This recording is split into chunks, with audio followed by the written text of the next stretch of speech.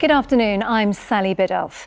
Everyone in England will be offered 2 coronavirus tests a week from this Friday as part of a huge expansion of the government's testing programme. The lateral flow tests, which give results within 30 minutes, will be available for free at testing sites, pharmacies and via the post. Ministers say it's a vital step to reopen the economy, but critics have called it a waste of money. Here's Nitya Rajan. The idea is just this year we support your chances on both sides.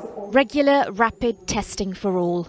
Every home in England could soon have access to these kits, part of the government's latest plan to quell the spread of the virus. This rollout to all adults being able to have 2 a week is really important as we ease the restrictions safely to being able to keep tabs on this disease and to keep it under control, avoiding any future flare-ups.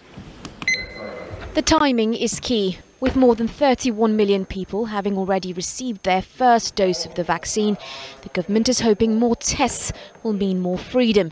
But Labour argue a key group is being left out, those who will have to self-isolate and lose pay as a result. There are many people who are put in an impossible position where they have to make a choice about whether to put food on the table for their families or self-isolate, which is why we've urged the government to ensure that everybody who needs that self-isolation support is provided with it.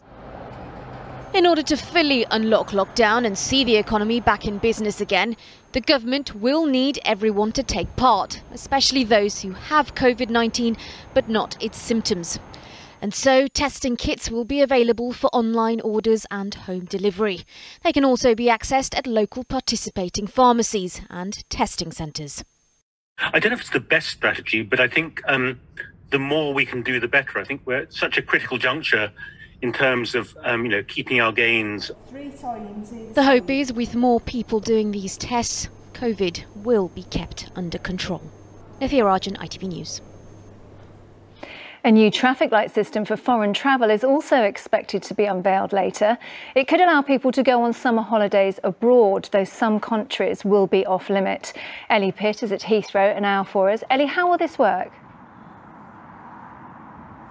Well, countries are going to be put into traffic light categories, so red, amber and green, and which category they're in will determine the rules that you need to follow if you visit one of them. So, for example, if you go to a green country, you won't need to isolate when you come back, but you will need to take a test while you're still out there and one when you come back too. If you go to an amber or a red country, then the isolation or hotel quarantine will still apply.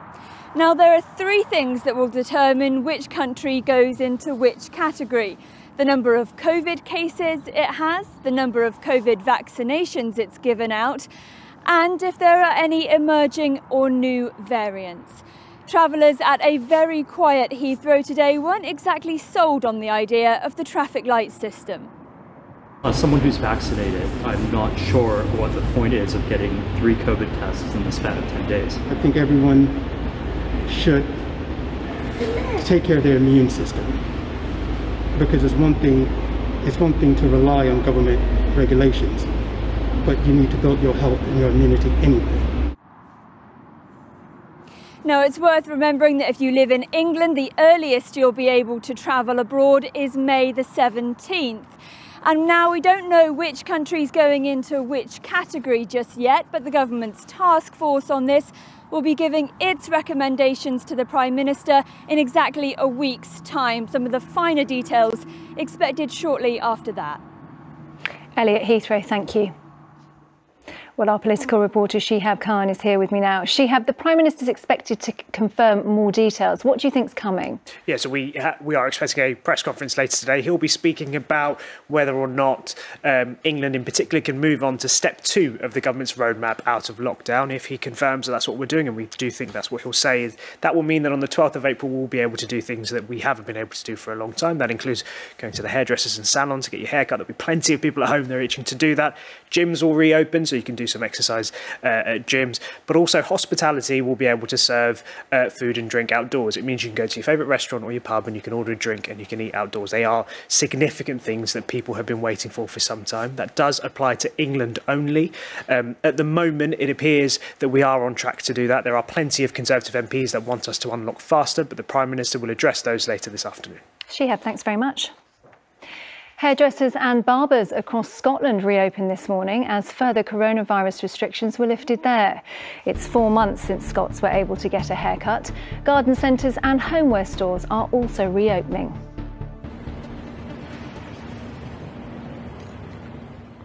A vigil has been held to mark the first anniversary of the death of a railway worker.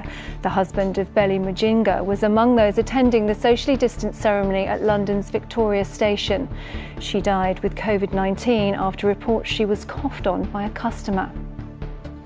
And police in the West Midlands are still questioning a 34-year-old man about the death of a 2-week-old baby boy whose pram was hit by a car. It happened in the Brownhills area yesterday afternoon. Finally, Schitt's Creek was one of the big winners at last night's Screen Actors Guild Awards. Schitt's Creek! The comedy series scooped 2 trophies, including Best Ensemble in a Comedy Series. The Crown also won 2 awards in the Drama Series category at the virtual ceremony for Best Cast and Best Female Actor for Gillian Anderson's portrayal of Margaret Thatcher. Well, that's it this lunchtime. Kylie will be here with the ITV Evening News at 6:30. The news where you are follows the national weather. From everyone here, though, on your bank holiday team, bye-bye.